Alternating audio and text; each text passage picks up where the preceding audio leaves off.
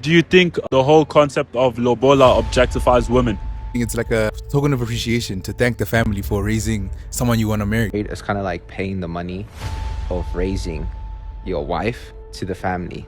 My family has to agree to whatever price you deem is correct for me. Women are not objects. Like in ancient times, how did they value a person? How did they value a family? I don't think it objectifies women, but I don't think it applies in today's society. Are you going to give off your daughter to someone? Waste man, no. Yeah, Never that. exactly. You need a competent machine, a killer. It felt like there's a amount of money attached to get married to me. For me, Yeah. Why are you telling me? No! Why are you telling me? My mind, I can't be paying for the whole wedding. I think anything where women are sort of exchanged for money, it can lead to like tricky situations. A lot of women, especially our age, feel like it's right for us to pay Lobola for them. And now they want the traditional man because, you know, you do everything traditionally, but they don't necessarily act as traditional women. If you're a girl, a Zulu girl, vala matanga, and then study your books. Okay.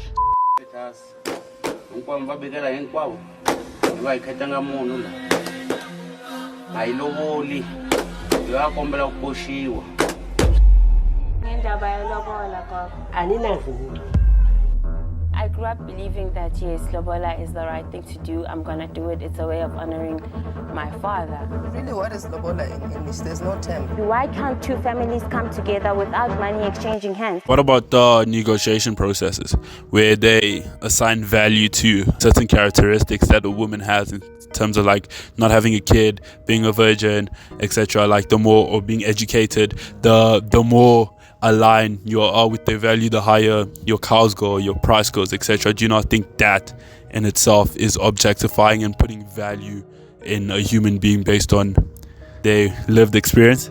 I strongly do not think so, because you cannot put like a value on women in that sense. I feel like other things give value to women. Aren't you technically doing that? The negotiations? But the negotiations, not really, because the way it was explained to me, Lobola is just thanking the family for raising a hand that's fit enough to be your wife. Because you saw and you're like, okay, now that's my wife. So I don't necessarily feel like the qualifications and all of that matter as much. So what's the point of the negotiation process? Just to give thanks, to appreciate the family and to also appreciate the girl in a way. Aren't you trying to find out her net worth? I just feel like it's men being disrespectful in the first place. Them saying that if you're not a virgin, just that you're not worth it. I just feel like if you're a woman whether you're a virgin or you're not. Is there any Lobola equivalent in China? Yeah. Well, if you want to get married, you got to have a house and a car, and then you have to pay cash for the girl. Basically, the idea behind it is the family, they had to raise the woman. And after they want to get married, it's kind of like paying the money of raising your wife to the family. That's the kind of idea. Wouldn't you say to a certain extent it's like objectifying the girl because you're like paying for her? I mean, obviously you don't just pay for her.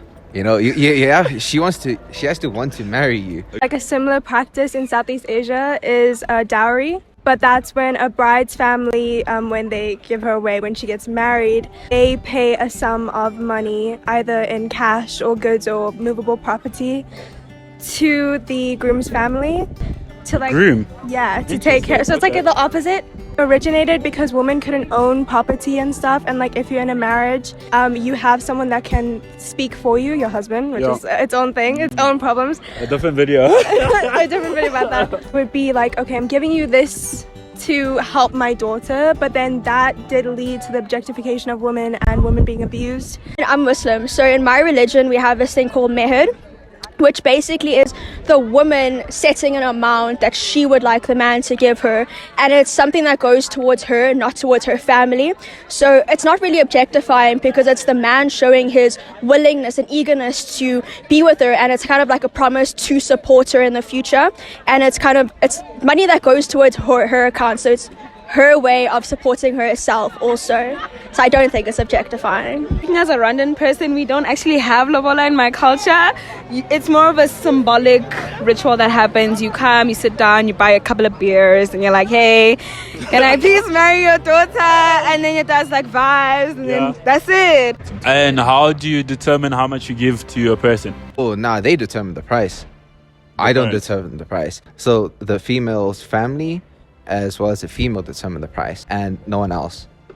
And like, is there certain methods they use to determine the price? Whatever they feel like their daughter's worth. Oh, yo, you're gonna put me on YouTube. Oh, nah, but I'll be honest. Nah, looks shouldn't be a part of it.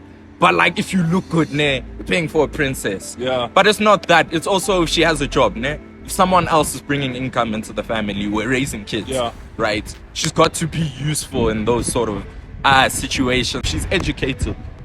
For me, education is worth something. Yeah. You getting a degree, you putting in the effort, only the school fees that went into it, right? So I think all of those contribute to the person you're getting. I think there's warranty to say that you are objectifying the person by giving it value and like almost purchasing it based on the specific qualities that he has. Yeah. So in that premise, that's why I asked you the question to be like, you have kids or not? Are you a virgin? Are you now almost as if it's a car and you going for a test drive just to check and negotiate the price? Do you not feel like that's problematic? I get what you're saying. You're objectifying qualities of a person. You're putting worth to the qualities of a person.